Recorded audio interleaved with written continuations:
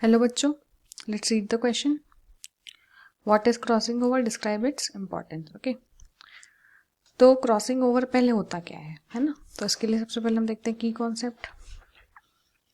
इसका जो की कॉन्सेप्ट है वो है मियोसिस. Okay, meiosis. तो मियोसिस में सेल डिवीजन, ये सेल डिवीजन में क्या आता है हमारे पास? मियोसिस. ओके, तो देखो क्रॉसिंग ओवर मतलब क्रॉस ओवर होना है ना. किसके बीच में क्रॉस ओवर? तो देखो the process which results in recombination. Okay, क्या होता है? फिर से combination, that is recombination by exchange of segments,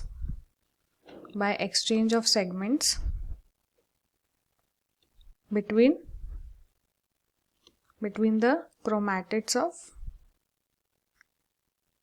homologous chromosomes. ठीक है, homologous chromosomes is called crossing over.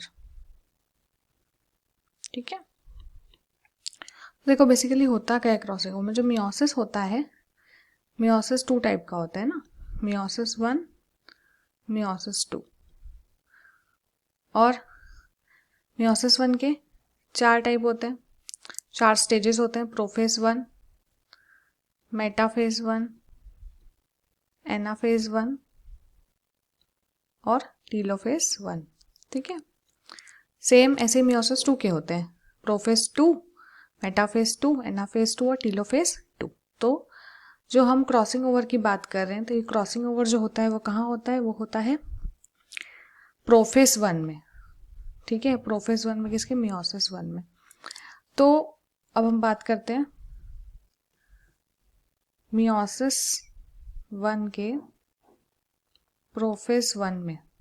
ठीक है, मियोसिस 1 के प्रोफेज 1 में. मियोसिस 1 के प्रोफेज 1 में हमारे पास एक स्टेज आती है जिसको हम बोलते हैं पैकीटीन. ठीक है, क्या बोलते हैं? पैकीटीन. इस स्टेज में क्या होता है हमारे पास? Crossing over. देखो होता क्या है, ये हमारा 2 होमोलोगस क्रोमोसोम है. एक ये है और एक है ये. तो क्या होगा, इनके बीच क्रॉसिंग ओवर होगा, है ना.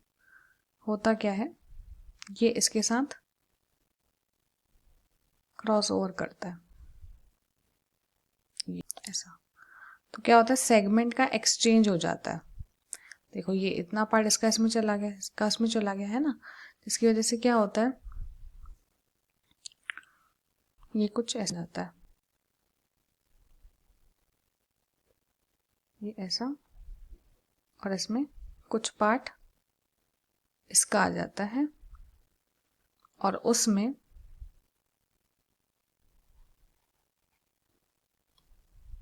कुछ पार्ट इसका आ जाता है ना. देखो तो क्या हुआ, बेसिकली इसमें क्रॉसिंग ओवर हो गया. इसकी सेगमेंट इसके पास चली गई, इसकी सेगमेंट इसके पास आ गई, है ना. तो वही लिखा है, the process result in recombination by exchange of segment, है ना, बिटवीन द क्रोमैटिड्स. क्रोमैटिड्स होते हैं होमोलोगस क्रोमोसोम के, तो इसी को हम क्या बोलते हैं? क्रॉसिंग ओवर, है ना. तो देखो क्रॉसिंग ओवर से क्या हुआ, देखो इसके कुछ जीन्स रहे होंगे, इसके कुछ जीन्स रहे होंगे, इसके कुछ जीन्स रहे होंगे और इसके, है ना. तो क्या हुआ, दोनों के जीन्स क्या हो गए? कंबाइन हो गए. कंबाइन होने की वजह से एक हमको नया प्रोडक्ट मिला, है ना. तो सबसे पहला अगर हम देखें तो क्या होगा, अगर हम इसकी इम्पोर्टेंस की इसका बात करें तो क्रॉसिंग ओवर से क्या होता है, न्यू कॉम्बिनेशन ऑफ जीन्स बनते हैं. ओके, क्या होता है? New combination of genes. Plus देखो नए कॉम्बिनेशन बनेंगे तो धीरे धीरे से क्या होगा, इवोल्यूशन होगा, चेंजेस आएंगे. तो it helps in importance of it helps in importance, or you can say it help in evolution. Okay, it help in evolution. ये हमको किस में हेल्प करता है? इवोल्यूशन में। फिर हमारे पास आता है, ये हमको और क्या देता है, ये हमको जेनेटिक मैप्स बनाने में भी आगे हेल्प करता है। ठीक है, it helps in the formation of genetic maps.